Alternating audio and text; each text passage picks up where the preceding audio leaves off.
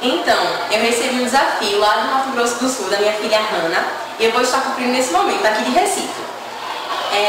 Esse desafio é para lançar uma palavra, e eu gostaria de estar lendo Salmo 118, do versículo 5 ao versículo 7.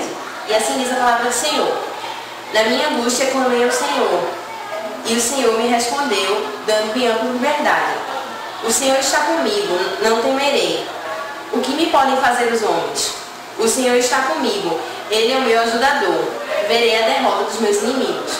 Então eu gosto muito dessa palavra e ela vem falando no meu coração, porque ela diz para nós confiarmos em Deus e que com Ele nós não temos o que temer.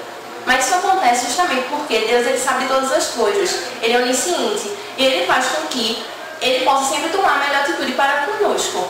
E apesar de uma situação parecer que é difícil para nós de suportar, Ele fala na palavra dele que Ele não vai dar nada que não seja pior para suportar. Ele sempre nos ajuda.